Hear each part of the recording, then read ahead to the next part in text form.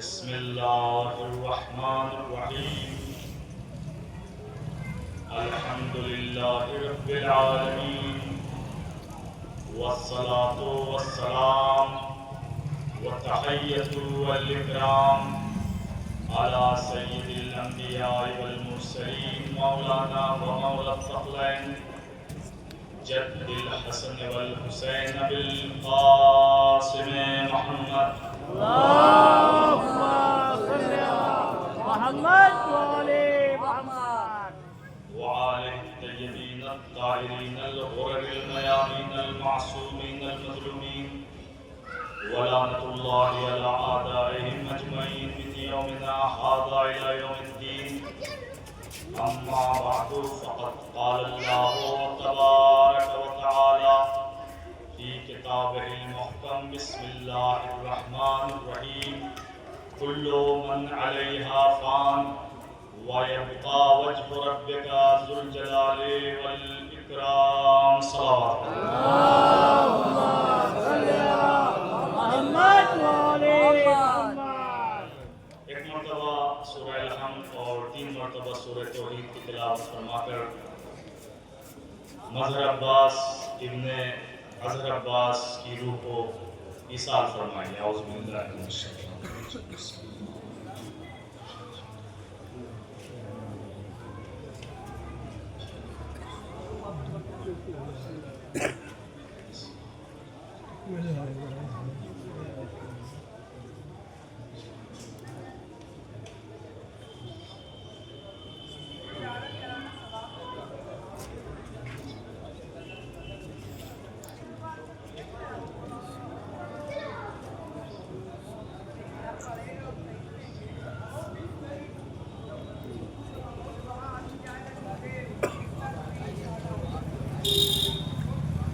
خلاق علام اپنے کلام بلاغت نظام میں ارشاد فرما رہا ہے کل من علیہا فان، جو بھی اس زمین پر ہے اس کو فنا ہونا ہے.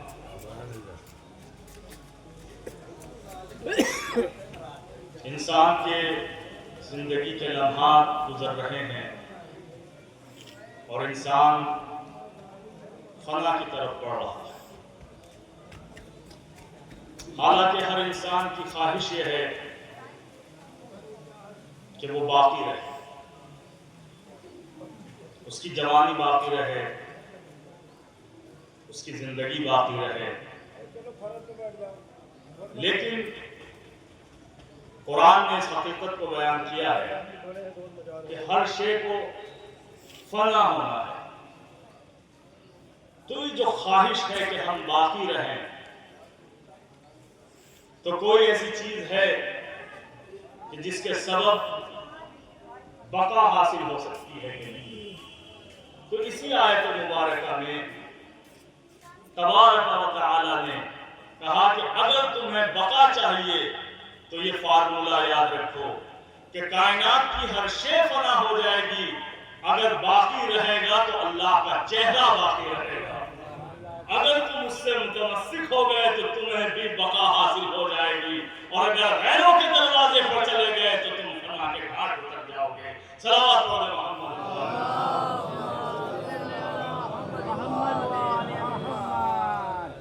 علماء کرام کا مجمع ہے ماشاءاللہ، اور ان علماء کی موجودگی میں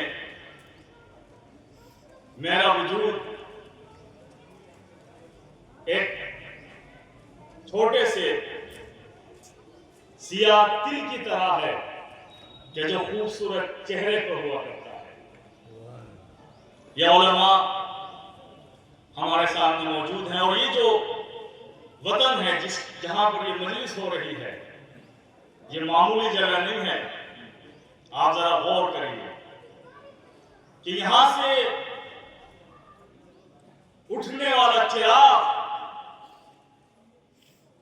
نجف اشرف کی بلند ترین آسمانوں پر پہنچ کر اس طریقے سے سورج کی طرح چمکا کہ آج بھی پوری دنیا اس کو حیدر عباس کے نام سے جانتی ہے.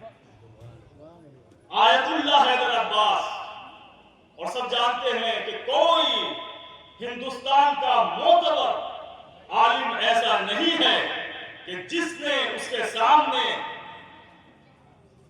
تلمس اور اس کا شاگرد نہ رہا ہو۔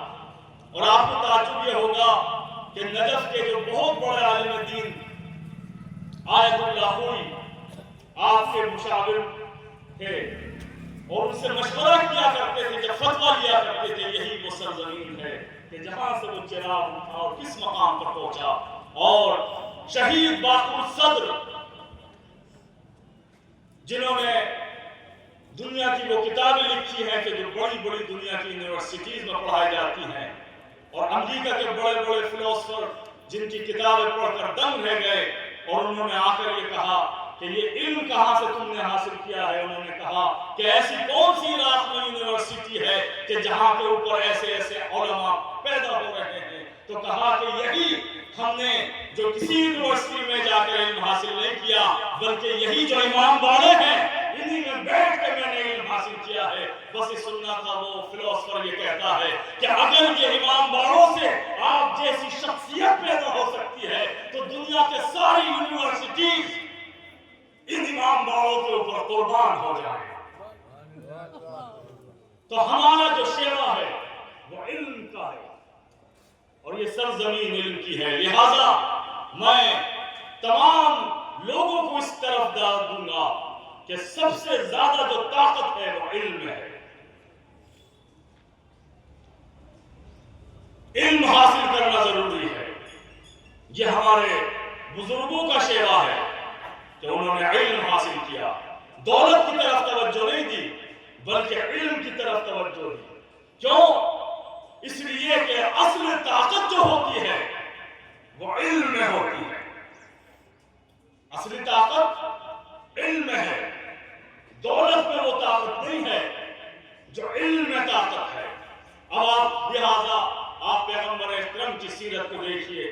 پیغمبر اکرم نے یہ نہیں کہا کہ میں نمازوں کا شہر ہوں، میں زکوٰۃ کا شہر ہوں، میں اسلام کا شہر ہوں، میں ایمان کا شہر ہوں، بلکہ اپنا تعارف اگر کرایا تو یہ کہہ کر کرایا کہ انا مدینۃ العلم وعلی بابها، میں علم کا شہر ہوں اور علی اس کا دروازہ۔ کیا کہا کہ میں علم کا شہر ہوں۔ رسول نے یہ نہیں کہا کہ میں دولت کا شہر ہوں، میں نمازوں کا شہر ہوں، میں زکوٰۃ کا شہر ہوں، بلکہ میں علم کا شہر ہوں۔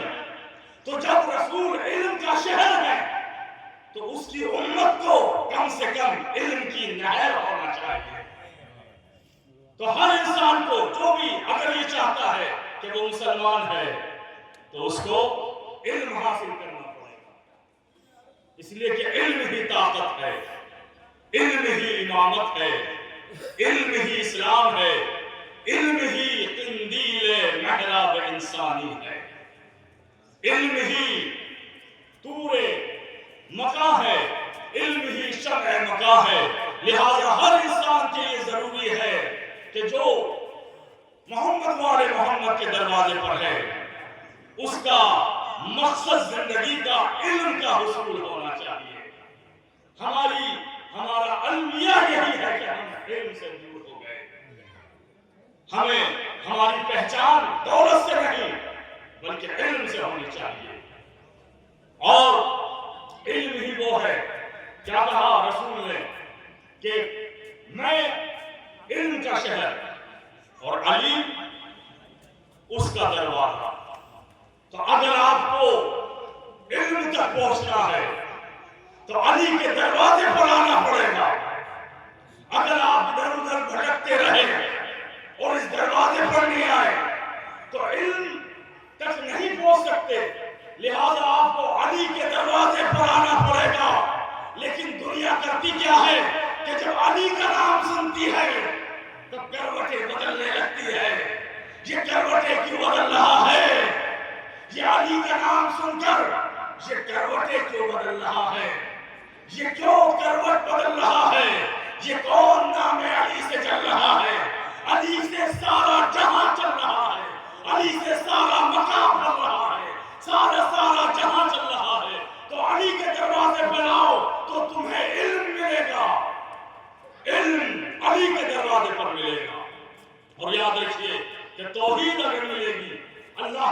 وجود پر اگر یقین اور دلائل قائم ہو سکتے ہیں تو وہ صرف علی کے دروازے پر آ کر ہو سکتے ہیں۔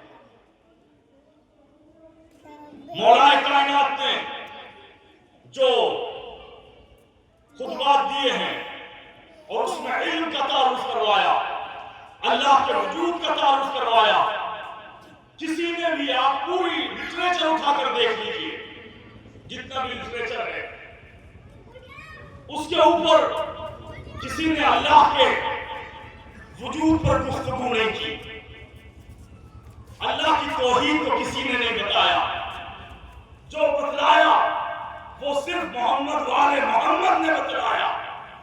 اور جو 40 برس تک بتوں کو بھول چکا ہو وہ کس طرح توحید کا تعارف کروا سکتا ہے؟ تو ایک جملہ بھی اگر آپ کو لٹریچر، اسلامی لٹریچر میں ایک جملہ بھی اللہ کے وجود پر محمد والے محمد سے ہٹ کر مل جائے تو مجھے اطلاع کر دینا، میری معلومات میں اضافہ ہو جائے گا۔ جو بتلایا محمد والے محمد نے بتلایا، جو بتلایا کیا کہا کہ دیکھو کہ یہ کائنات، یہ زمین، یہ آسمان، یہ ستارے، یہ سب اللہ کی وجود کی گواہی دیتے ہیں، یہ اللہ کے وجود کی گواہی دیتے ہیں۔ دیکھو ہمیں نظر آتا ہے کہ جب ہم نقش قدم کو دیکھتے ہیں تو ہمیں پتہ چلتا ہے کہ کوئی مسافر گزرا ہے، جب ہم غذائے منخلف کو راہ میں پڑا ہوا دیکھتے ہیں تو ہمیں پتہ چلتا ہے کہ کوئی جانور گزرا ہے۔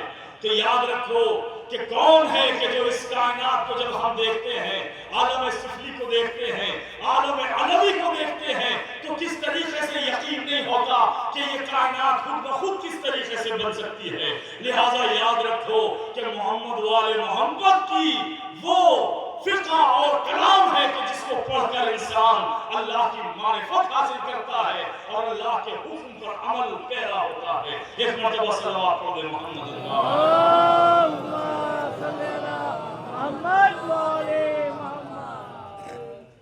تو لہذا ہماری زندگی کا مقصد علم ہونا چاہیے، علم ہی زندگی ہے۔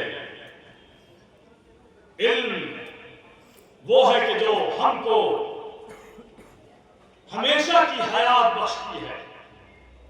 ہمیشہ کی زندگی اگر چاہیے تو انسان کو علم کے دروازے پر آنا ہی پڑے گا، محمد والے محمد کے دروازے پر آنا ہی پڑے گا۔ پوری دنیا علم سے بھٹک گئی تو کہاں کہاں جا رہی ہے؟ دیکھیے آج کیسی کیسی نادانیاں نظر آتی ہیں، کیسی کیسی نادانیاں ہیں دنیا میں۔ کیوں؟ اس لیے کہ علم سے دور ہو گیا انسان، علم سے دور ہو گیا۔ نتیجہ کیا ہوا کہ آج پوری دنیا دہشت اور وحشت کے سیلاب میں بہہ رہی ہے۔ پوری دنیا کس طریقے سے آج دیکھو، جدھر دیکھو ادھر خون، ایک انسان دوسرے انسان کا خون کا پیاسا ہے۔ پوری دنیا آج اس راستے پر جا رہی ہے۔ دیکھیے کیوں؟ اس لیے کہ ہم علم سے دور ہو۔ علم ہی وہ آفتاب تھا کہ جس کی کرنوں سے انسانیت ہمارے اندر جلوہ گر ہو سکتی تھی، انسانیت ہمارا مظہر بن سکتی تھی۔ لیکن چونکہ ہم علم سے دور ہیں تو آج دیکھیے کیا کیا نادانیاں ہیں، جدھر دیکھو ادھر ایک غموں کا سیلاب نظر آتا ہے۔ آج کی دنیا دہشت اور وحشت کے سیلاب میں بہہ رہی ہے۔ خودکشی اور خودکشوں نے تاریخیوں کے حصار کھینچ رکھے ہیں۔ انسانیت کا مجد و شرف ماضی کا افسانہ اور اخلاقی اقدار غریبوں کا بہانہ بن کے چلے جا رہے ہیں۔ انسانیت شہروں سے نکل کر غاروں میں اور درندگی ہٹوں سے نکل کر شہروں میں بستی چلی جا رہی ہے۔ آج جدھر دیکھو ادھر ہر روح سوگوار ہے، ہر آنکھ اشکبار ہے۔ کیوں؟ اس لیے کہ ہم علم سے دور ہو گئے۔ آج ہمارے نوجوان ہمارے پاس آتے ہیں کہتے ہیں کہ دیکھیے اتنی ترقی کے باوجود، سائنس کی ترقی کے باوجود آج پتہ نہیں ہمارے دل کو سکون کیوں نہیں ملتا، ہمارے دل کو آرام کیوں نہیں ملتا۔ آج سب کچھ ہے۔ اگر ہم پچھلے انسانوں کو دیکھتے ہیں تو پچھلے انسان گاڑیوں میں سفر کیا کرتے تھے اور آج ہم ہوائی جہاز میں سفر کرتے ہیں۔ پچھلے انسان مٹی کے دیے جلایا کرتے تھے، آج ہم برقی کمکموں کے سیلاب نور میں بہ رہے ہیں۔ کل انسان مٹی کے جھوپڑیوں میں رہا کرتا تھا اور آج انسان فلک شگافتہ عمارتوں میں رہتا ہے۔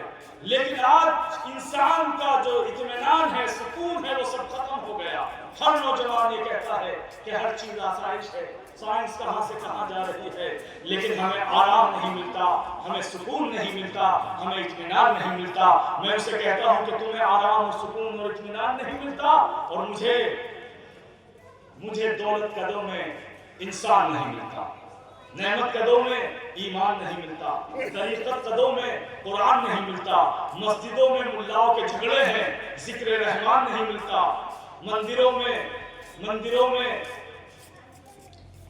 میں خودکشی کے عیاشی کے اڈے ہیں، لیکن ذکر بھگوان نہیں ملتا۔ پھر دنیا کیوں روتی ہے کہ ہمیں آرام نہیں ملتا، ہمیں سکون نہیں ملتا؟ ارے ملے تو کیسے ملے کہ مردوں میں رسول کا طریقہ نہ رہا اور عورتوں میں بطول کا سلیقہ نہ رہا۔ صلوات علی محمد محمد والے محمد۔ اگر اطمینان کی دولت چاہیے تو آپ کو محمد والے محمد کے دروازے پر آنا پڑے گا۔ دیکھیے دنیا کہاں سے کہاں جا رہی ہے، دیکھیے کہاں جا رہی ہے دنیا۔ پوچھئے کہ دنیا امریکہ کی طرف جاتی ہے، مکے کی طرف نہیں۔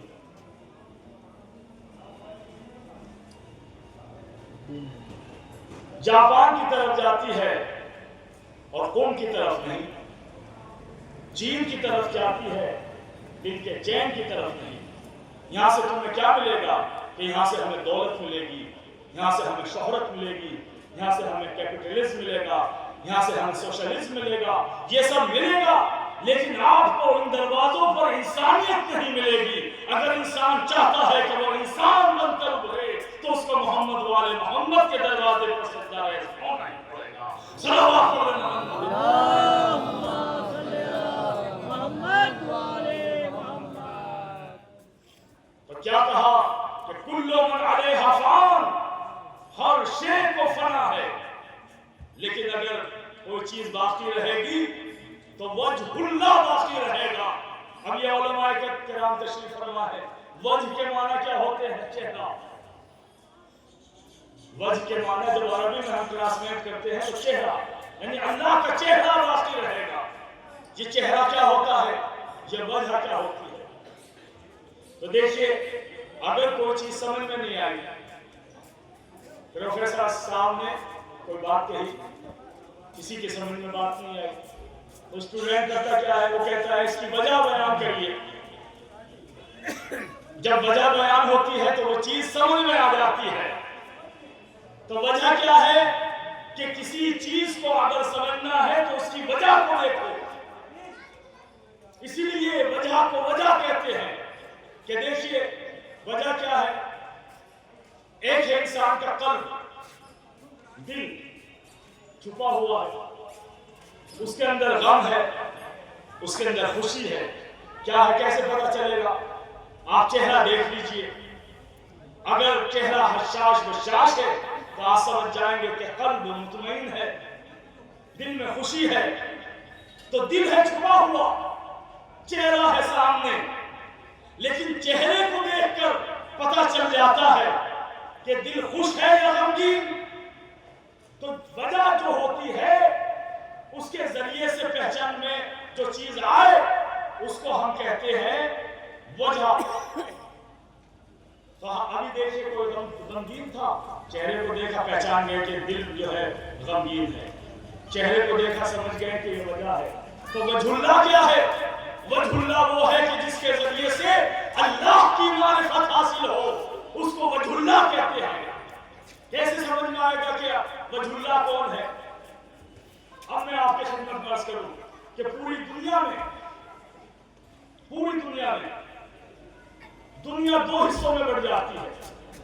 کچھ لوگ کہتے ہیں کہ اللہ کے وجود کا انکار کرتے ہیں، کچھ لوگ اللہ کے وجود کو مانتے ہیں لیکن بہت سارے خدا مانتے ہیں. ہندوستان میں تو ہر آدمی کے اوپر 1.5 خدا ہے، ہر چیز خدا.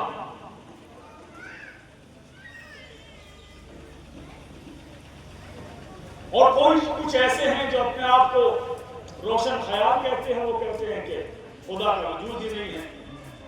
تو ان دونوں راستوں سے نکل کے انسان کو جانا ہے. یعنی اللہ کے وجود کو بھی ماننا ہے لیکن ایک ماننا ہے. اور وہ کس نے بتایا؟ وہ محمد والے محمد نے بتایا. توحید پر کسی نے گفتگو نہیں کی. محمد والے محمد. رسول نے کہا کہ قولوا لا الہ الا اللہ، لا الہ الا اللہ کہہ دو، تم کامیاب ہو جاؤ گے. یعنی کچھ لوگ ایسے ہیں کہ جو اللہ کے وجود کو نہیں مانتے، کچھ اتنا مانتے ہیں کہ ہر چیز کو خدا بنا دیتے ہیں.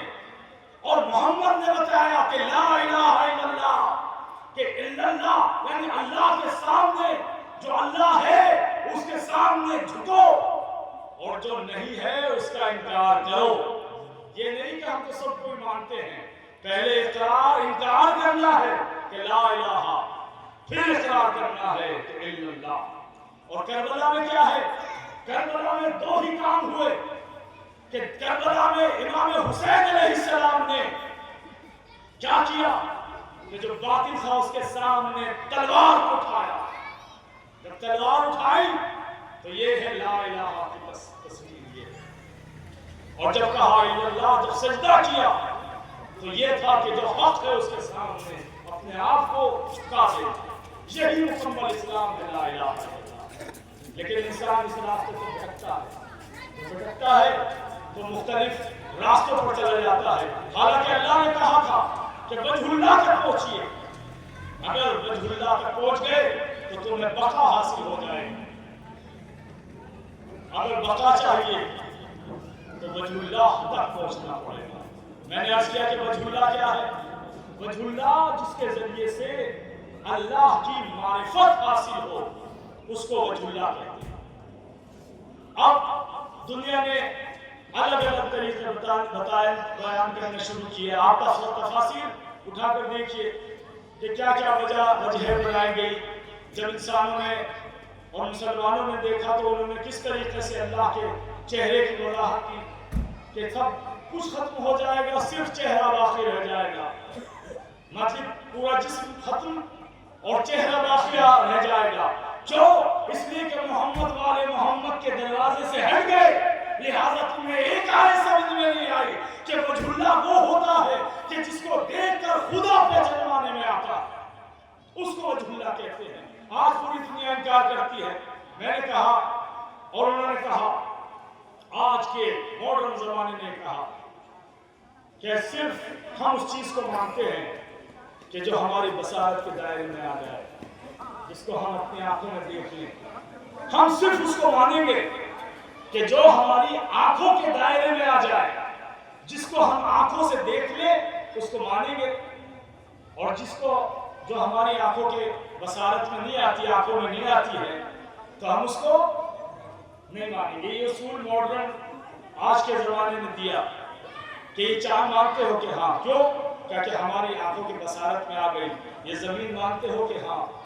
لیکن جو چیز اللہ آنکھوں کے بصارت میں نہیں آتا لہذا اس کو نہیں مانیں. باتیں یہ کہہ رہی ہے دنیا. تو میں نے سوال کر لیا، ذرا توجہ رکھیے گا، زیادہ زحمت نہیں دیں گے، صرف آپ اس نقطے کی طرف متوجہ ہوئیے. کہا کہ صرف ہم اس چیز کو مانیں گے کہ جو اپنی آنکھوں سے دیکھ لیں، جو آنکھوں میں نہیں آئے گا اس کو نہیں مانیں گے. تو میں نے کہا ٹھیک ہے، آپ اس بات پہ رکے رہیے گا کہ آپ صرف اس چیز کو مانیں گے کہ جو اپنی آنکھوں کے دائرے میں آ جائے، اور جو آنکھوں کے دائرے سے باہر ہو آپ اس کے وجود کو نہیں مانیں گے. کہا کہ ٹھیک ہے ہم مانتے ہیں. کہا کہ ٹھیک ہے ذرا آپ اپنی آنکھوں کو اپنی آنکھوں سے دیکھ کے دکھلا دو. ہے کوئی کہ جو اپنی آنکھوں کو اپنی آنکھوں سے دیکھ سکتا ہے؟ تو انکار کر دیجئے کہ ہمارا آپ کا اصول یہ ہے کہ ہم صرف اس چیز کو مانیں گے کہ جو ہماری آنکھیں دیکھ لیں. ٹھیک ہے تو آپ اپنی آنکھوں کو دیکھ کے دکھلائیے. ہے کوئی دنیا میں، ہے کوئی آباد میں کہ جس نے اپنی آنکھوں کو اپنی آنکھوں سے دیکھا ہو؟ تو آج تک کوئی انسان ایسا نہ ملا کہ جس نے اپنی آنکھوں کو اپنی آنکھوں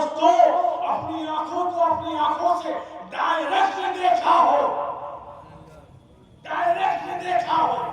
ڈائریکٹ کسی نے نہیں دیکھا. پھر دیکھیں گے نہیں انکار کر دو کہ دیکھا ہے. کہ کیسے دیکھا ہے؟ کہ آئینے کے وسیلے سے دیکھا ہے. یعنی جو چیز دکھائی نہیں جاتی اس کو ڈائریکٹ نہیں دیکھا جاتا بلکہ اس کو آئینے کے ذریعے سے دیکھا جاتا ہے.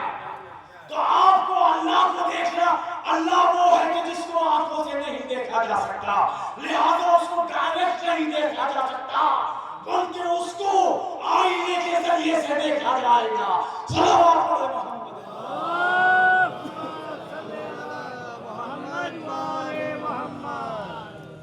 جس کو دیکھا نہ جا سکے اس کو مظہر کے ذریعے سے دیکھا جاتا ہے، اس کو آئینے کے ذریعے سے دیکھا جاتا ہے. تو آپ دیکھیے، آپ آئینہ لے لیجئے اور دیکھیے تو اب آنکھیں نظر آ جائیں گی. لیکن ڈائریکٹ انسان اپنی آنکھوں کو نہیں دیکھ سکتا. تو لہٰذا یہ اصول طے ہو گیا کہ جو چیز دکھائی نہ دے اس کو ڈائریکٹ نہیں دیکھا جاتا، اس کو وسیلے کے ذریعے سے دیکھا جاتا ہے. تو لہٰذا اللہ نے کیا کہا؟ اللہ نے کہا کہ میں وہ ہستی ہوں کہ جس کو ان آنکھوں سے، ان چربی کی آنکھوں سے نہیں دیکھا جا سکتا، لیکن اگر دیکھنا ہے تو میں 14 آئینے بنا دیتا ہوں. اگر مجھے دیکھنا ہے تو ان کو دیکھو، اگر مجھے پہچاننا ہے تو ان کو پہچانو. صلوات علی محمد.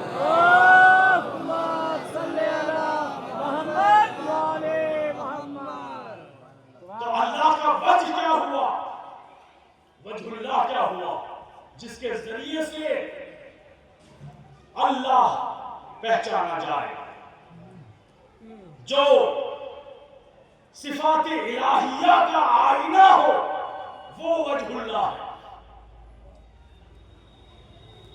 وہ جو مظہر صفات الہی ہو وہ وجہ اللہ ہے، وہ ہمیشہ باقی رہے گا. تو اتنا تو پتہ چل گیا کہ کوئی ہستی ہے تو کیا اگر نہیں ہوتی تو اللہ کیوں کہتا وَيَبْقَى وَجْهُ رَبِّكَ ذُو الْجَلَالِ وَالْإِكْرَامِ کہ اللہ کا چہرہ باقی رہے گا. تو وہ ہے کیا؟ لیکن اتنا طے ہے کہ جو بھی وہ وجہ ہے، اب میں نام لوں گا تو کہیں گے شیعہ ہے، شیعہ کہہ رہے ہیں، لہٰذا میں اپنی طرف سے کہوں گا نہیں. حالانکہ قرآن مجید میں ہے یہ آیتیں، حافظ جی ہیں لیکن وہ سناتے نہیں آیتیں. پھر ہم جیسے طالب علم کو سنانا پڑتی ہے. قرآن میں آیت ہے کہ نہیں ہے؟ إِنَّ مِن شِيَعَتِهِ لَإِبْرَاهِيمَ إِذْ جَاءَ رَبَّهُ بِقَلْبٍ سَلِيمٍ کہ ابراہیم جو تھے شیعہ تھے، ان کے علماء کے کرام تشریف فرما ہے إِنَّ مِن شِيَعَتِهِ لَإِبْرَاهِيمَ ابراہیم اس کے شیعہ تھے. کس کے شیعہ تھے؟ یہ ضمیر ہے، عربی میں ضمیر کہتے ہیں. ضمیر کس کی طرف پلٹ رہی ہے؟ تفسیروں میں آپ جا کر دیکھیے، مختلف تفسیریں قائم کی کہ یہ جناب آدم کی طرف پلٹ رہی ہے، یہ جناب نوح کی طرف پلٹ رہی ہے.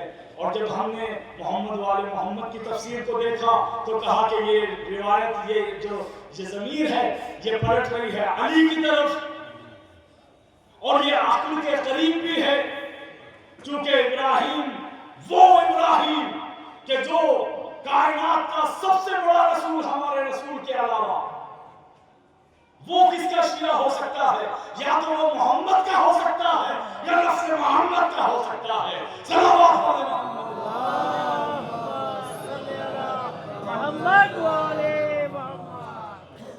تو یہ شیعہ ہونا کوئی مقام، کوئی چھوٹا موٹا مقام نہیں ہے.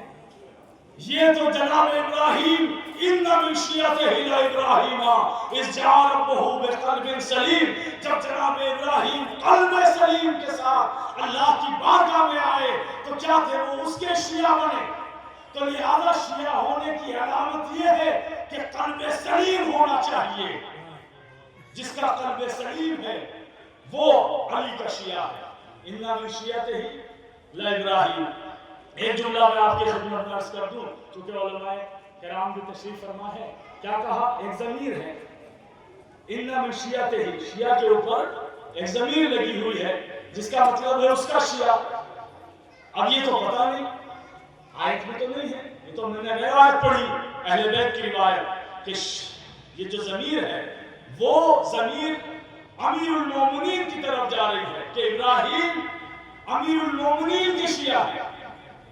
یہ تو میں نے روایت پڑھی، لیکن قرآن میں تو ضمیر ہے، تو اب کیسے پتہ چلے؟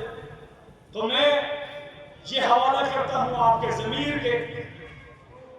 اب جیسا ضمیر ہوگا ویسے ہی ضمیر کو پہچانے گا کہ جو آل محمد کے ضمیر اپنے ضمیروں کو آل محمد کے حوالے کر چکے ہیں، وہ ابراہیم کے امام کے سامنے اپنے آپ کو سپرد کر دیں گے، اور وہ ہے محمد و آل محمد کے شیعہ۔ صلوات علی محمد۔ محمد و آل محمد۔ تو اب یہ طے ہے کہ آئینہ صفات خداوندی جو ہے وہ وجہ اللہ ہے۔ اب میں نام نہیں لوں گا، لیکن اتنی بات طے ہے کہ جو بھی آئینہ صفات الہیہ ہوگا اس کا ہاتھ ید اللہ ہوگا، اس کی آنکھ عین اللہ ہوگی، اس کا چہرہ وجہ اللہ ہوگا، اس کا نفس نفس اللہ ہوگا۔ صلوات علی محمد۔ محمد و آل محمد۔ تو انسان تبھی باقی رہ سکتا ہے کہ جب آل محمد کے دروازے پر آ جائے۔ آل محمد کے دروازے پر آ گئے تو تمہیں موت آ نہیں سکتی۔ قرآن نے کہا ہے وَلَا تَحْسَبَنَّ الَّذِينَ قُتِلُوا فِي سَبِيلِ اللَّهِ أَمْوَاتًا، جو لوگ سبیل الہی میں مر جائیں ان کو ہرگز مردہ تصور بھی نہ کرو، کیونکہ وہ زندہ ہیں اور اللہ سے رزق پا رہے ہیں۔ تصور بھی غلط ہے کہ وہ مر گئے، وہ زندہ ہیں، وہ باقی ہیں۔ جو محمد و آل محمد کے دروازے پر آ جائے وہ ہمیشہ ہمیشہ کے لیے باقی ہو جاتے ہیں۔ وہ بظاہر اپنے سامنے چلے جاتے ہیں۔ ہمارا جسم ایک ہے، جسم دیکھیے ہمارے جو انسان کی زندگی کے جو مراحل ہیں وہ مختلف مراحل ہیں۔ یہ انسان کا جسم ہے، قرآن نے آواز دی، قرآن نے کہا کہ ہم نے انسان کو 3 چیزوں سے بنایا ہے۔ مما تنبت الارض، جو زمین سے اگتی ہے ان چیزوں سے بنایا ہے، اور وَمِمَّا لَا يَعْلَمُونَ، ایک چیز وہ ہے کہ جس کو تم نہیں جانتے، اور ایک نفس سے بنایا ہے۔ یہ 3 چیزیں ہیں۔ تو انسان کیا ہے؟ 3 چیزیں، جسم مما تنبت الارض، زمین سے اگا، وَمِمَّا لَا يَعْلَمُونَ، ایک ایسی چیز ہے کہ جس کو ہم پہنچ ہی نہیں سکتے، ہم اس کو روح کہہ دیتے ہیں، اور ایک ہے نفس۔ یہ 3 چیزیں ہیں۔ تو یہ جو جسم ہے، ہمارا جو جسم ہے، یہ کس چیز سے بنا ہے؟ جو زمین سے جو اگنے والی چیزیں ہیں اس سے بنتا ہے۔ اب میں کیا اس کے بارے میں عرض کروں؟ قرآن نے آواز دی وَآيَةٌ لَهُمُ الْأَرْضُ الْمَيْتَةُ أَحْيَيْنَاهَا وَأَخْرَجْنَا مِنْهَا حَبًّا فَمِنْهُ يَأْكُلُونَ۔ یہ اللہ کی آیت ہے کہ ایک مردہ زمین تھی، مردہ زمین، اس کو ہم نے زندہ کر دیا، اور جو دانہ تھا وہ ابھر کر سامنے آ گیا، اسی کو کھا رہے ہیں اور پھر ہمارا انکار کرتے ہیں۔ تو کیسے مردہ زمین تھی؟ مردہ زمین، آپ نے کہا زمین کو دیکھا، زمین کو جانچا، اور اس کے بعد جو ہے ہل چلا کر ہلچل مچائی۔ جب ہلچل مچ گئی تو آپ نے دانہ ڈال دیا، دانہ ڈالا اس کے اندر، اوپر سے مٹی اس کے اوپر پھینک دیا۔ میں کہاں بتاؤں گا اس کے بارے میں، لیکن جب وہ دانہ تھا، جو ایک دانہ تھا، وہ زمین کی تہوں میں گیا، آپ نے اس کے اوپر مٹی ڈال دی، جیسے ہی مٹی ڈالی نا، چونکہ وہ دانا تھا، اگر دانا نہ ہوتا تو ایسی خاموش پڑا رہتا، لیکن چونکہ دانا تھا لہذا ہاتھوں کو جوڑ کے کہتا ہے پالنے والے، دنیا والوں نے تو میرے اوپر مٹی ڈال دی، مجھے خاک میں ملا دیا۔ ادھر سے قدرت کی آواز آتی ہے کہ یاد رکھ ایسے ہی خاموش پڑا رہے، اس لیے کہ ہمارا قدرت کا قانون یہ ہے کہ دنیا جس کے اوپر مٹی ڈالتی ہے اسی کو ہم ہرا بھرا کرتے ہیں۔ صلوات محمد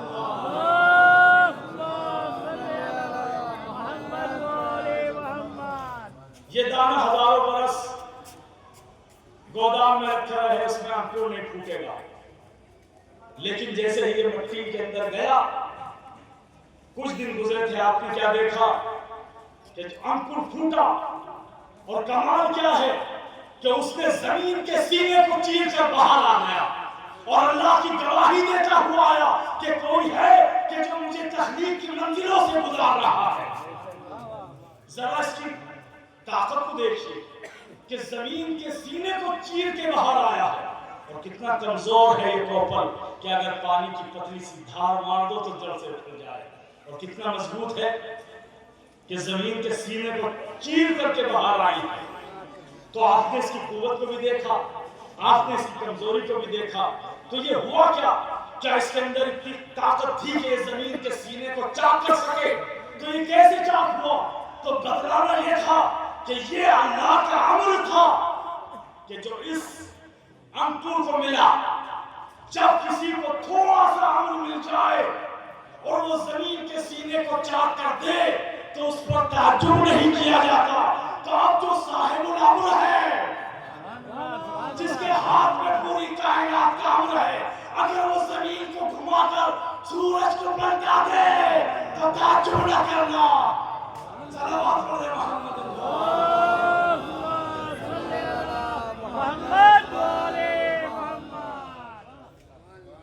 تو اب یہ دانہ جو گودام میں تھا بالی کی شکل میں، انگور کی شکل میں آیا، کچھ دن اور بڑھے، بڑھتا رہا، اس کے اوپر بالیاں پیدا ہونے شروع ہوئی، وہ سرخ ہوتی رہی، آپ دیکھ دیکھ کے خوش ہوتے رہے۔ کچھ مدت گزری تھی، آپ نے کیا کیا؟ ایک بالی توڑی، جب آپ کو یہ ہوا کہ ہاں یہ پک گئی ہے، آپ نے ایک بالی توڑی اور اس بالی کو توڑ کر اپنی ہتھیلی پر رکھا، اور رکھنے کے بعد اس کو تھوڑا سا مسلا، اور مسلنے کے بعد جو پھوٹ ماری تو ہوا کیا کہ وہی دانہ کہ جو زمین میں گیا تھا وہی دانہ آپ کی ہتھیلیوں پر نظر آیا۔ وہ جو غائب ہوا تھا وہ اب ظاہر ہو گیا، وہ ظاہر ہوا، لیکن فرق یہ تھا کہ جب وہ گیا تھا تو اکیلا تھا، لیکن جب ساتھ آیا تو 12 اور 14 کو ساتھ لے کر آیا۔ صلوات پڑھے محمد والے محمد۔ اب آپ نے اس کو تناول فرمایا۔ جب انسان تناول فرماتا ہے، کھاتا ہے اس کو، تو یہ ہے انسان کے جسم کی غذا۔ اور 4 چیزیں ہیں، روح اس کی بھی ایک غذا ہوگی، ایک یہ جسم ہے جو ہماری غذا بنتی ہے، چاول یہ جو ہم کھاتے ہیں یہ سب ہماری غذا ہے۔ جب ہم یہ کھا لیتے ہیں تو 4 چیزیں بنتی ہیں۔ کتنی بنتی ہیں؟ 4 چیزیں۔ سودا بنتا ہے، بلغم بنتا ہے، خون بنتا ہے، صفرا بنتا ہے، 4 چیزیں بنتی ہیں۔ تو جب 4 چیزیں بنتی ہیں تو کیا کچھ فرق نہیں ان چاروں میں؟ کوئی ہے کوڑے میں پھینک دینے کے لائق، کوئی ہے نکال دینے کے لائق، کوئی پھونک دینے کے لائق۔ ایک چیز ہے خون جو قلب میں بٹھانے کے لائق۔ اور دیکھیے کہ آپ نے کیا کیا، تینوں کو کہیں ادھر ادھر پھینک دیا، لیکن یہ جو قلب ہے اس کی وجہ سے، جو قلب میں ہے، جو خون ہے، اس کی وجہ سے انسان کی حیات باقی ہے۔ اگر وہ تمہارے درمیان سے نکل جائے تو انسان کی حیات بھی فنا ہو جاتی ہے۔ یہ اشارہ ہے کہ اگر آل محمد کو اپنے دل میں رکھو گے تو تم باقی رہو گے اور جو فالتو چیزیں ہیں ان کو ادھر ادھر پھینک دو اور جو آل محمد ہے ان کو اپنے قلب میں جگہ دو تو ہمیشہ کے لیے زندہ ہو جاؤ گے. صلوات محمد والے محمد.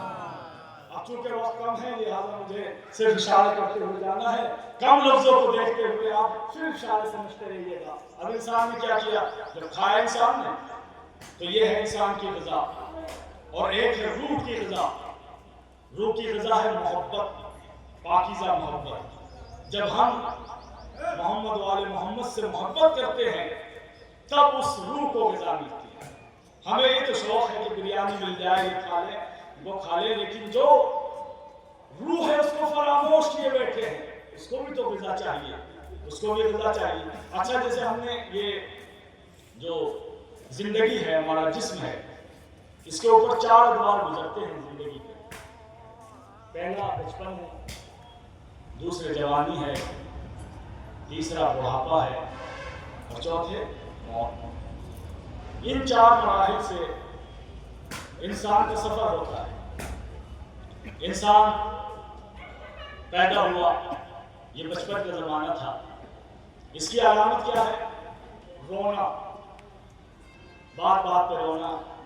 کوئی چیز چاہیے تو رونا، کوئی چیز طلب کرنی ہے تو رونا، کوئی تکلیف ہے تو رونا. یہ رونا جو ہے جب تک روئے نہیں تھے آپ تو سب پریشان تھے کہ بھائی یہ تو روئے نہیں، بچے گئے نہیں. جب ولادت ہوئی ہے رونا تو سب کو یاد ہے اپنے بچوں کا، لیکن اپنا رونا یاد نہیں ہے. کسی کو یاد ہے جب ہاسپٹل میں تھے فرض کیجیے ایک بچہ نے کہا کہ میں نہیں روں گا، وہ رویا نہیں تو آپ سب پریشان، ڈاکٹر بھی پریشان، نرس بھی پریشان، بھائی بہن پریشان، ماں باپ پریشان کہ یہ تو رویا نہیں. میں نے پوچھا کیوں پریشان ہوں کہ رویا نہیں؟ میں نے کہا مولوی صاحب کا تو فتویٰ ہے کہ رونے سے بدعت حاصل ہوتی ہے، بچہ دیر ہو رہا ہے اس کو پریشان ہونے کی کیا بات ہے؟ تو انہوں نے کہا مولوی صاحب کو چھوڑیے، بات یہ ہے کہ یہ نہیں رویا تو اس کا مطلب یہ ہے کہ اس میں زندگی نہیں ہے. یعنی بتلا دیا کہ قوم وہی زندہ ہوتی ہے کہ جو رونا جانتی ہے، جو رونا نہیں جانتی وہ زندہ قوم نہیں ہے. صلوات پڑھیں محمد والے محمد. تو جیسے ہی بچے نے رونا شروع کیا تو سب خوش ہو گئے، مبارکباد شروع ہو گئی کہ کیا کہ اب یہ بچے گا. کیوں؟ کہا کہ جو روتا ہے وہی زندہ رہتا ہے. تو میں نے اس رونے کے بارے میں تمام مفتیوں سے پوچھا کہ بھائی یہ بچہ رو رہا ہے اس کے بارے میں بھی کوئی فتویٰ ہے؟ کہا کہ نہیں یہ تو معصوم ہے، یہ تو معصوم ہے. جو معصوم ہوتا ہے وہ روتا ہے. جیسے جیسے معصومیت کم ہوتی گئی رونا بھی کم ہوتا چلا گیا. کسی مولوی نے فتویٰ نہ دیا کہ یہ تو معصوم ہے معصوم ہے معصوم ہے. تو پتا چلا کہ رونے سے معصومیت ملتی ہے. لیکن یاد رکھیے کہ رونے بھی 2 قسم کے ہوتے ہیں. کتنے قسم کے ہیں؟ 2. ایک وہ ہے کہ جس سے معصومیت ملتی ہے. میں عرض کر دوں یہ بچے بیٹھے ہوئے ہیں، یہ اپنے گھر جائے اور جانے کے بعد خوب رونا شروع کر دیں. ماں کہے گی کہ کیوں رو رہے ہو؟ تاکہ ابھی بھی مجلس سے سن کے آئے ہیں کہ رونے سے معصومیت ملتی ہے، لہٰذا میں معصومیت حاصل کر رہا ہوں. تو ماں کہے گی، جھڑک کے کہے گی کہ بے موقع رونے سے جھڑکیاں ملتی ہیں، موقع پر رونے سے معصومیت ملتی ہے. تو ہر جگہ نہ رویا کرو. اگر ہر جگہ رونا شروع ہو گئے تو پیغمبر پھر جھڑکیاں دیتے ہوئے نظر آئیں گے. صلوات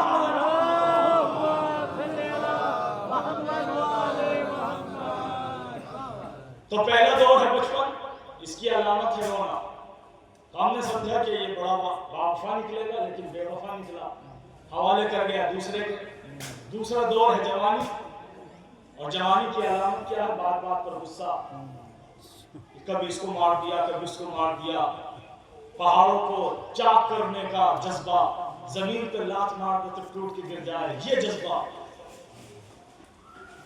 کبھی اس دیوار کے اوپر چڑھ گئے، کبھی اس کو کوڑا مار دیا کبھی اس کو مار دیا، کبھی کسی کے گھر میں ٹوٹ گئے. یہ دوسرا دور ہے. لہٰذا ہم نے کہا چلو یہ جوانی کا دور ہے، یہ ہمیں کم سے کم باقی رکھنے کے لیے ہے. تو تو باقی رکھے، لیکن بڑا بے وفا نکلا، حوالے کر گیا تیسرے کے۔ تیسرا دور ہے بڑھاپا۔ بڑھاپا بھی کیا ہوتا ہے کہ ساری چیزیں جمع کرنے کا شوق، ہر چیز مجھے مل جائے۔ آپ کسی کوئی بوڑھا ہو، اس کے الماری کھول کر دیکھیے، ساری دنیا کی چیزیں جمع ہوں گی اس کے اندر، لیکن ہوگا کیا؟ ترتیب بھول جائے گا کہ کون سی چیز کہاں رکھنی ہے۔ کتاب کی جگہ پہ جوتے رکھ دے گا، جوتی کی جگہ پہ کلہاڑی لٹکا دے گا، کہیں کچھ۔ اس تیسرے کی علامت یہ ہے کہ سب کچھ جمع تو کر لیتا ہے لیکن ترتیب بھول جاتا ہے۔ ہم نے کہا ٹھیک ہے، تیسرا دور ہے یہ بھی، لیکن کیا کیا؟ یہ بھی بڑا بے وفا نکلا۔ محمد وآل محمد۔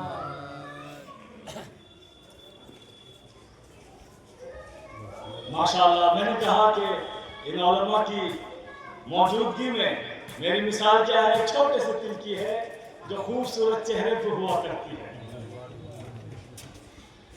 تو اب کیا ہوا؟ آخری دور جوانی، تیسرا دور ہے جوانی۔ اب یہ حوالے کر گیا چوتھے کے، جس کو کہتے ہیں موت۔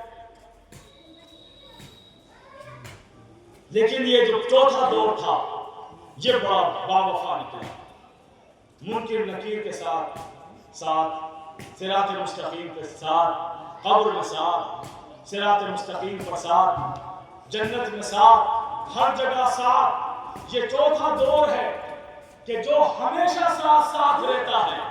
لیکن کمال کی بات یہ ہے کہ پہلے دور کو کسی نے نہ کہا کہ بچپن برحق ہے، دوسرے کو کسی نے نہ کہا کہ جوانی برحق ہے، تیسرے کو کسی نے کہا کہ بڑھاپا برحق ہے، چوتھے کو سب نے کہا کہ موت حق ہے۔ صلوات علی محمد۔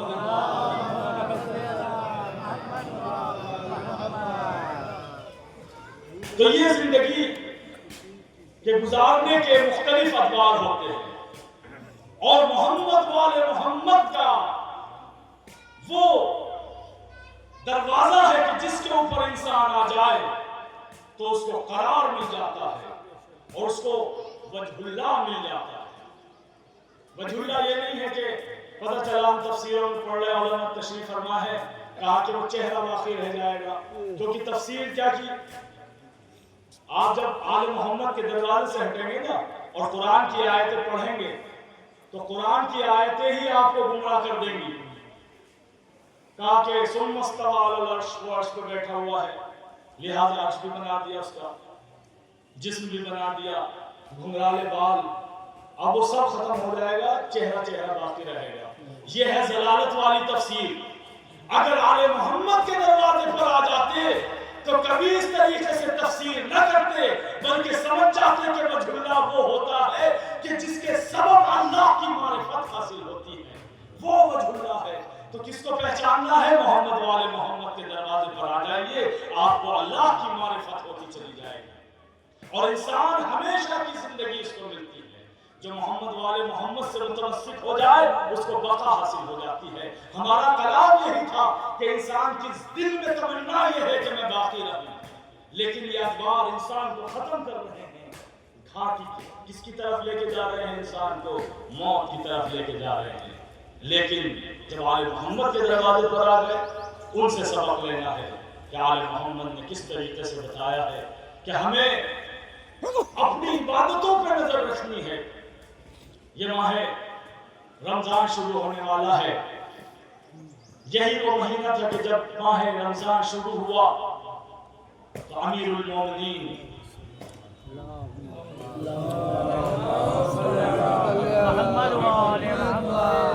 جو وجہ اللہ ہیں، اللہ کی معرفت کا سبب ہیں، وہ رسول اللہ سے سوال کرتے ہیں، یا رسول اللہ یہ بتائیے کہ ماہ رمضان میں سب سے بہترین عبادت کیا ہے، سب سے بہترین عمل کیا ہے، کہ کیا کون سا عمل ہے؟ تو رسول اللہ فرماتے ہیں، اے علی، ماہ رمضان میں سب سے بہترین عمل یہ ہے کہ جو چیز اللہ نے حرام کی ہے اس سے اجتناب کرنا سب سے بہترین عمل ہے۔ اور اس کے بعد جیسے ہی رسول اکرم صلی اللہ علیہ وسلم محمد وآل محمد جیسے ہی فرمایا، ایک مرتبہ امیر المومنین نے دین کا سوال کیا ہے، اور اس کے بعد رسول اکرم صلی اللہ علیہ وسلم کی آنکھوں سے آنسو جاری ہو گئے، آنکھیں لبریز ہو گئی اور آہ و بکا کرنے لگے، رونے لگے۔ ایک مرتبہ امیر المومنین فرماتے ہیں، یا رسول اللہ آپ کے رونے کا سبب کیا ہے؟ کہا، اے علی مجھے یہ ماہ رمضان یاد آتا ہے تو مجھے وہ وقت یاد آ رہا ہے کہ اسی مہینے میں تیرے سر پر ایک اشک الاشقیا، ایک شخص تیرے سر کے اوپر ضربت لگائے گا اور تو اس دنیا سے رخصت ہو جائے گا۔ ارکان ہدایت اس مہینے میں مٹ جائیں گے، اے علی تیرے سر پہ وہ ضربت لگے گی۔ بس یہ سننا تھا امیر المومنین جب موت کو سوال سنتے ہیں تو عرض کرتے ہیں، موت سے ڈرتے نہیں ہیں بلکہ اپنے چاہنے والوں کو پیغام دیتے ہیں کہ دیکھو دین کا دامن پہ رکھو۔ فرماتے ہیں کہ کیا میرے لیے جو واقعہ ہوگا میرے دین کی سلامتی میں ہوگا؟ کہ ہاں اے علی تیرے دین کی سلامتی میں ہوگا۔ بتا دیا امیر المومنین نے ہمیں درس دیا ہے کہ ہمیں ہر حال میں اپنے دین کو باقی رکھنا ہے، چاہے کوئی مقام آ جائے۔ یہ وہ وقت آ گیا کہ دیکھیں یہی انداز جناب علی اکبر کا ہے جو دادا امیر المومنین کا ہے، وہی انداز مجھے علی اکبر کا بھی نظر آتا ہے کہ ایک مرتبہ وہ وقت آتا ہے کہ جب امام حسین علیہ السلام جا رہے ہیں اور ایک مرتبہ استرجا کلمات استرجا پڑھتے ہوئے امام حسین علیہ السلام تھے تو ایک مرتبہ جناب علی اکبر پوچھتے ہیں کہ بات کیا ہے؟ کہا کہ میں نے خواب میں دیکھا ہے کہ یہ قافلہ بڑھ رہا ہے اور موت کی طرف جا رہا ہے۔ موت سے گھبراتے نہیں، لیکن ایک مرتبہ جناب علی اکبر موت سے گھبراتے نہیں ہیں بلکہ پوچھتے ہیں کہ بتائیے کہ ہم حق پر تو ہیں، ہم حق پر ہیں۔ یعنی علی اکبر نے قیامت تک کے لیے اپنے شیعوں کو یہ پیغام دیا ہے کہ کوئی بھی مصیبت ہو بس یہ دیکھو کہ ہم حق پر ہیں کہ نہیں۔ بس جیسے ہی کہا کہ ہاں ہم حق پر ہیں، علی اکبر فرماتے ہیں اب ہمیں کوئی پرواہ نہیں ہے، چاہے موت ہم پر آ پڑے یا ہم موت پہ جا گرے، ہمیں کوئی پرواہ نہیں ہے۔ ہاں زادارو، ہمیں ہمیشہ محمد والے محمد کے فرمان اور ان کے درس کو اگر سامنے رکھنا ہے تو یہ دیکھیے کہ ہم حق پر ہیں کہ نہیں۔ موت تو یہ بہانہ ہے آل محمد سے ملاقات کا، جس لیے فنا ہے، فنا انسان فنا نہیں ہوتا، یہ فنا نہیں ہے بلکہ یہ انتقال ہے۔ اس دنیا سے انسان بارگاہ محمد والے محمد پہ پہنچ جاتا ہے۔ یہ مظہر عباس جو اس سرزمین کا فخر تھے اور واقعاً انہوں نے جو عزاداری قائم کی اور عزادار وہ عزادار رہے، انہوں نے نجف اشرف میں بھی جا کر زیارت کی اور امیر المومنین کی تمام زیارتیں کی۔ آج وہ اس دنیا سے رخصت ہو گیا، وہ ہمارے درمیان میں بظاہر نہیں ہے لیکن وہ ہیں، ان کی حقیقت ہے، چونکہ وہ محمد والے محمد کے دروازے سے وابستہ تھے۔ آزادارو، ہمیں یہ یاد رکھنا چاہیے کہ ہم حق پر ہیں کہ نہیں، پھر گھبرانا نہیں ہے، چاہے موت بھی آ جائے تو ہمیں گھبرانا نہیں ہے۔ یہی علی ہیں جو انتظار کر رہے ہیں، کس کا؟ موت کا۔ موت کا انتظار ہو رہا ہے۔ ہاں 40 ہجری آتی ہے، جب 40 ہجری آئی تو ایک مرتبہ امیر المومنین خطبہ دیتے ہیں اور لوگوں کو بتا رہے ہیں کہ یہی ماہ رمضان ہے جس میں اللہ کے پاس پہنچ جاؤں گا۔ وہ خطبہ شامل ہو رہے ہیں، تمام کے تمام اصحاب پریشان ہیں۔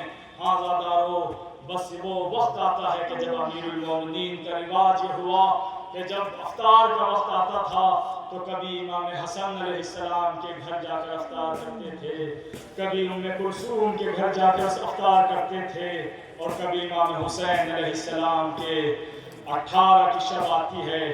ام کلثوم کا بیان ہے کہ جب 18 کی شب آئی تو ایک مرتبہ افطار کا وقت آیا تو امیر المومنین کے سامنے 2 چیزیں رکھی گئی، ایک نمک رکھا گیا اور ایک میں لبن رکھا گیا، دودھ رکھا گیا۔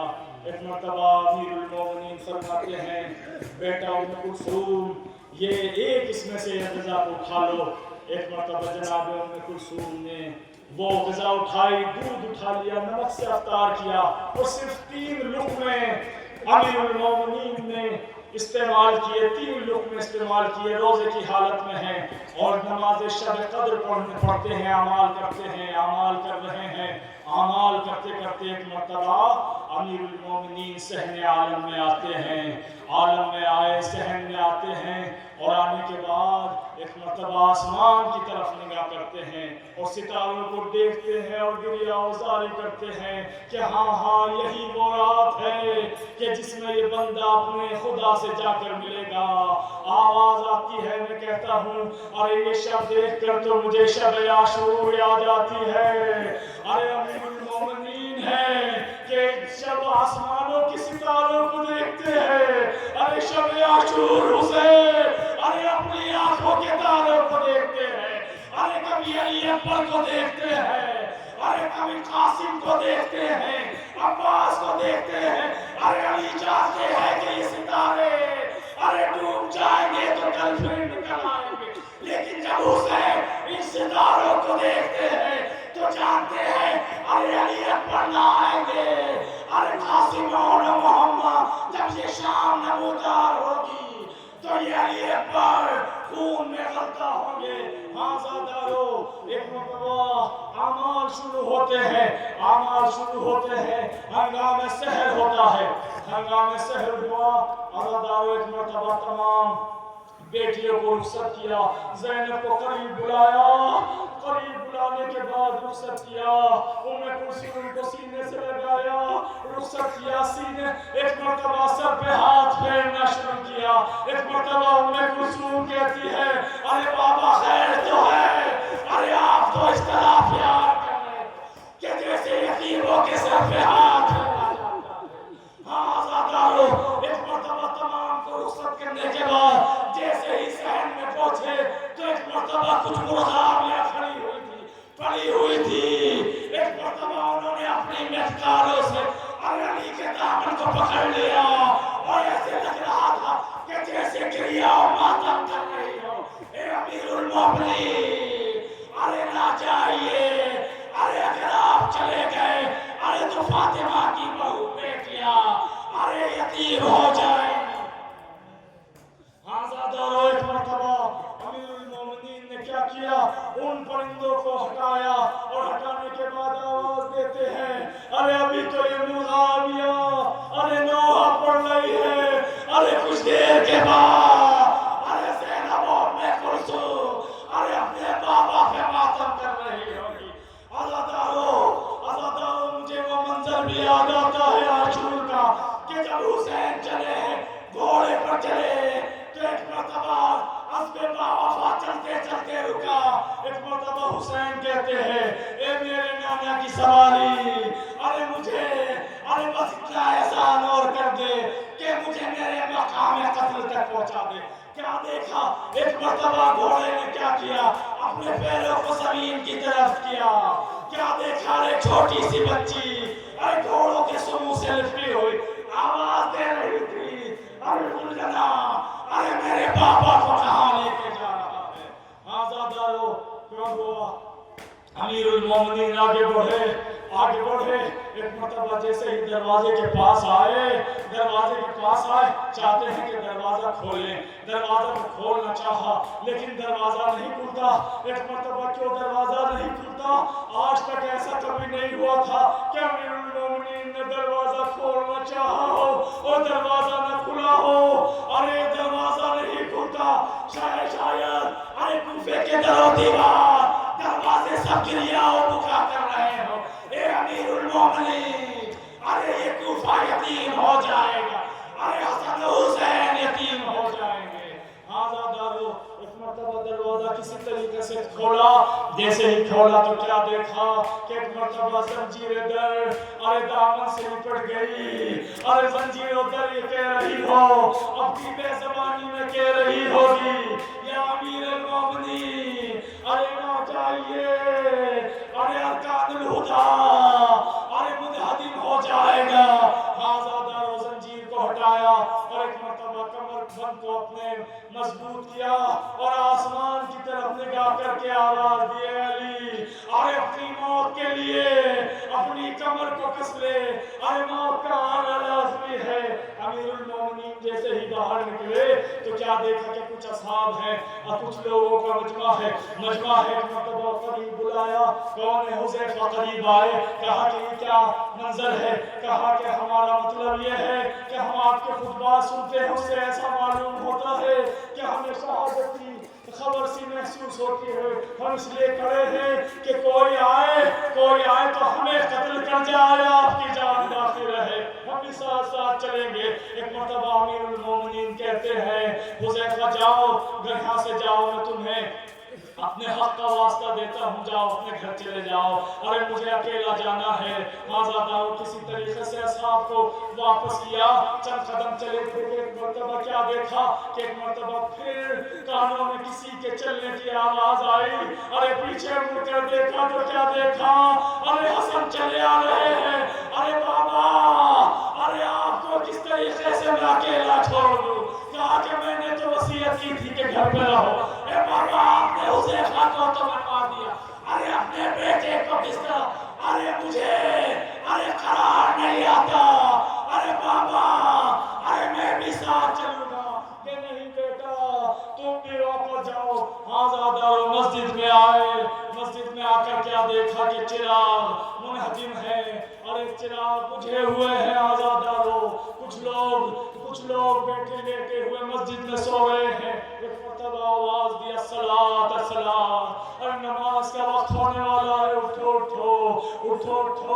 تمام چراغ جلائے. ایک مرتبہ ایک شخص پڑا ہوا تھا جو اس طریقے سے پڑا تھا کہ اپنے پیٹ کے بل لیٹا ہوا تھا.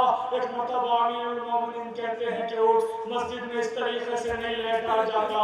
اگر لیٹا ہے تو کیا تو دائیں طرف لے کہ یہ علماء کا طریقہ ہے, یا بائیں طرف لے یہ حکماء کا طریقہ ہے, یا کمر کے بل لے کہ یہ جو ہے انبیاء کا طریقہ ہے. اپنے قاتل کو اٹھایا اور چاہتے ہیں ایک مرتبہ امیر المومنین آگے بڑھے اور ایک مرتبہ آواز دی. اذان دینا شروع کی. اذان کا وقت ہوتا ہے. ایک مرتبہ امیر المومنین نے سجدہ کرنا شروع کیا. اللہ اکبر. اذان ایک مرتبہ آواز دی. اذان میں جیسے ہی اذان کے بعد نماز پڑھنا شروع کی. ایک مرتبہ شخص نے ابن ملجم کی طرف اشارہ کیا. اے ابن ملجم اپنا کام تمام کر.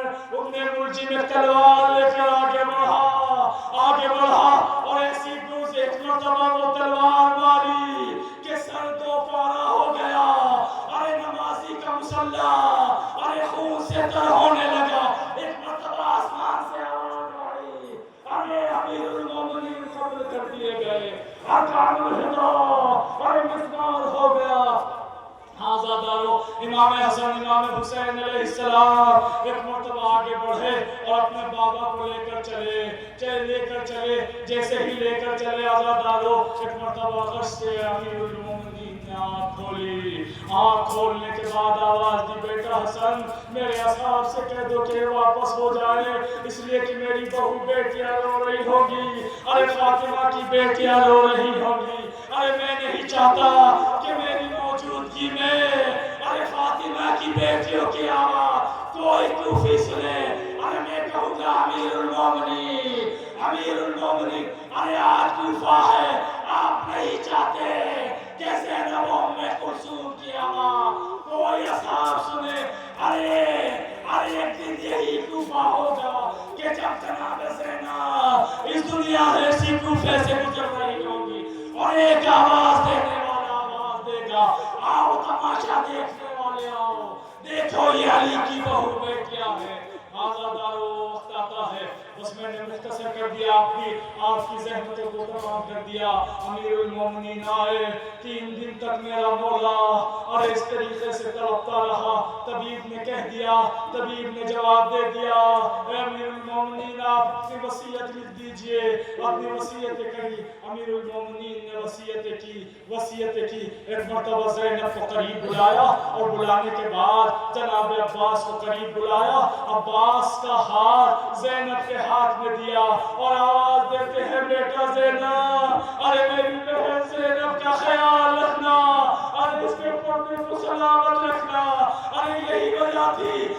جب چادر چھننے لگی تو زینب نے عباس کو آواز دی، ارے بھیا عباس، ارے دیکھو میرے چادر سے چادر چھن رہی ہے، آزادار و مولا تمہیں کسی غم میں نہ رلائے۔ وہ وقت آتا ہے کہ ایک مرتبہ جب تمام وصیتیں کر چکے، ایک مرتبہ امیر المومنین اس دنیا سے رخصت ہو گئے، امیر المومنین اس دنیا سے رخصت ہو گئے۔ آزادار و جنازہ تیار ہوتا ہے، جب جنازہ تیار ہوا تو تمام بہو بیٹیاں آ گئیں، اور ایک مرتبہ جب جنازہ چلنے لگا تو ایک مرتبہ جناب زینب آئی۔ آزادار و بس آخری فطرے ہیں، جب یہ جنازہ گھر سے نکلنے لگا تو تمام کی تمام بیویاں ربین کر رہی تھی۔ ایک مرتبہ زینب آگے بڑھی، اپنے بابا کے ارے جسد اطہر پر اپنے آپ کو گرا دیا، آواز دی، بابا اور اپنی بیٹی کو کہاں چھوڑ کے جا رہے ہو؟ ارے ہم یتیم ہو گئے، ارے ہم یتیم ہو گئے، ارے آج مرتبہ اپنی بیٹی کو ارے اپنے سینے سے لگا لو۔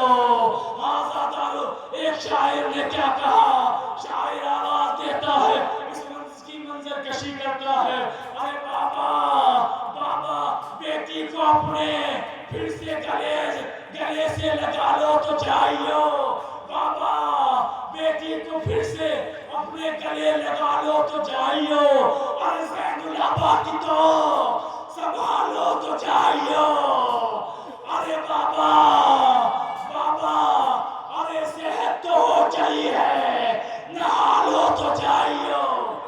آزادارو، آخری جملہ سنو گے، ارے ایک مکہ آتی ہے، ارے بابا نماز عید پڑھا لو تو جائیو۔ آزادارو، ارے حسین کا ارے علی کا جنازہ اٹھا، میں کہوں گا اے علی مرتضیٰ، آپ کا جنازہ اٹھ رہا ہے، ارے آپ کی بہو بیٹیاں ماتم کر رہی ہیں، ارے عباس ساتھ ہے، ارے حسین ساتھ ہے، حسن ساتھ ہے، ارے میں کہوں گا آزادارو، یہاں پر علی کے چاہنے والے کا جنازہ اٹھا، ارے بیٹوں نے اٹھایا، بھائیوں نے اٹھایا، سب نے فرصت دیا، عزیز و اقارب آ گئے، لیکن وہ حسین کا جنازہ تھا، ارے حسین کا جنازہ، ارے جہاں کسی بیوی نے رونا چاہا تو کسی کے تماچے لگے، ارے کسی کے گرز لگایا گیا، ارے کسی کے تازیانے لگائے گئے، اور کسی نے ارے وہ حسین کا لاشا ہے کہ جس کو ارے پامال کیا جا رہا ہے۔ اِنَّا لِلَّهِ وَإِنَّا إِلَيْهِ راجعون۔ ربنا تقبل منا إنك ایک مرتبہ سورہ الحمد اور ایک مرتبہ سورہ اخلاص